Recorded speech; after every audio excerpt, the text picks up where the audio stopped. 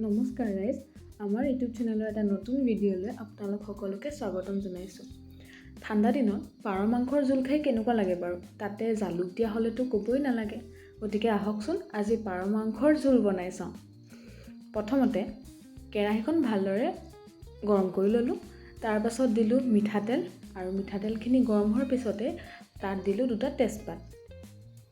আৰু তেজপাতখিনি দিয়াৰ অলপ পিছতে কাটি থোৱা 2টামান পিঁয়াজ দি দিলোঁ আৰু পিঁয়াজখিনি অলপ কালাৰ চেঞ্জ হোৱালৈকে ভাজি থাকিলোঁ।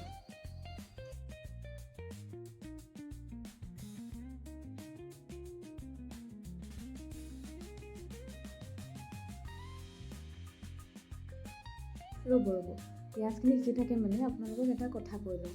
আমাৰ এই চেনেলটো নতুন, নাম যিহেতু গ্ৰাম্য অনুভূতি, গতিকে আমি গাঁৱৰ লগত জড়িত কিছুমান ধুনীয়া সুন্দৰ পৰিৱেশ আপোনালোকলৈ আগবঢ়াম আৰু ইয়াৰ লগতে কিছুমান ধুনীয়া গাঁৱৰ ৰেচিপি, খাদ্যাভ্যাস আপোনালোকৰ মাজলৈ আগবঢ়াম। গতিকে যদি ভিডিঅ'বোৰ চাই ভাল পায় তেতিয়াহ'লে লাইক, শ্বেয়াৰ আৰু কমেণ্ট কৰিব আৰু যদি চেনেলটো ছাবস্ক্ৰাইব কৰা নাই তেতিয়াহ'লে ছাবস্ক্ৰাইব কৰি দিব।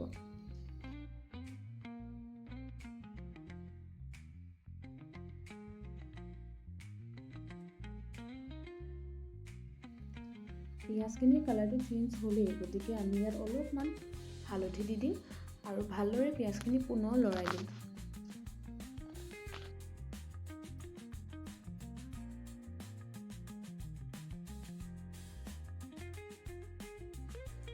ইয়াৰ পাছত কেইটামান কাটি থোৱা বিলাহী দি দিলোঁ। বিলাহীটো কিছুমানে পিছত দিয়ে, কিন্তু আমি আগতীয়াকৈ দিছোঁ কাৰণ বিলাহীটো গলি যোৱাৰ পিছত মাংসখিনি দি দিলে কালাৰটো বহুত ধুনীয়া লাগে। আৰু ইয়াৰ পিছত দি দিলোঁ অলপ ইয়াত নিমখ, যাতে বিলাহীটো সোনকালে গলি যোৱাত সহায় হয়।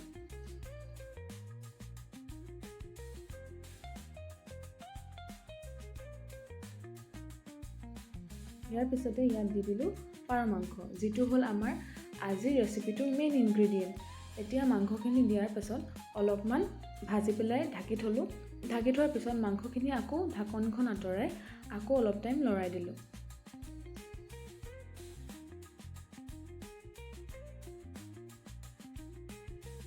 লৰাই দিয়াৰ পিছতে ইয়াত দি দিলোঁ কেইটামান কাটি থোৱা আলু আৰু আলুখিনি দিয়াৰ পিছত পুনৰ আমি মাংসটো অলপ লৰাই দিলোঁ।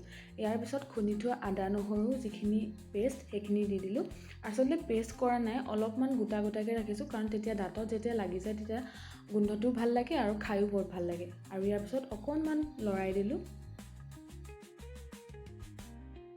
লৰাই অকণমান সিজাৰ পিছত ইয়াত দি দিলোঁ অলপমান মছলাৰ নামত বেলেগ নাই, জিৰা ধনিয়া একেলগতে দি পেলাই আমি মাংসটো অলপ লৰাই দিলোঁ আৰু এনেদৰে সিজিবলৈ দিলোঁ।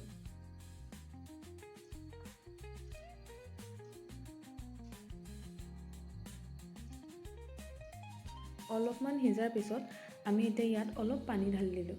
ভালদৰে বেছিকৈ ঢালা নাই, অলপমান ঢালিছোঁ যাতে মাংসটো সিজে আৰু গ্ৰেভিটো অকণমান ভাল হয়।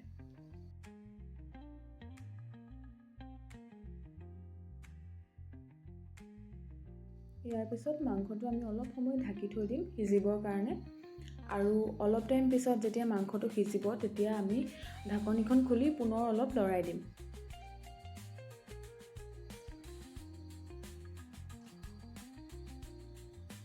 যিহেতু পানী প্ৰথমতে কমকৈ দিছিলোঁ, গতিকে যিহেতু পাৰ মাংসৰ জোল খাই বেছি ভাল লাগে, গতিকে আমি ইয়াত নিজৰ জোখ অনুযায়ী পানীখিনি ইয়াত দি দিম আৰু অলপমান লৰাই পুনৰ ঢাকনিখন মাৰি অলপ সিজিবলৈ দিম।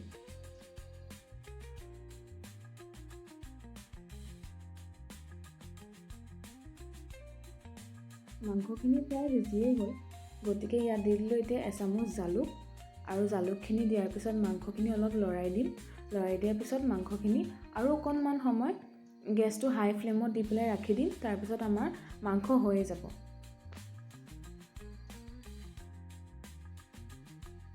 মাংসখিনি সম্পূৰ্ণকৈ সিজি গ'ল।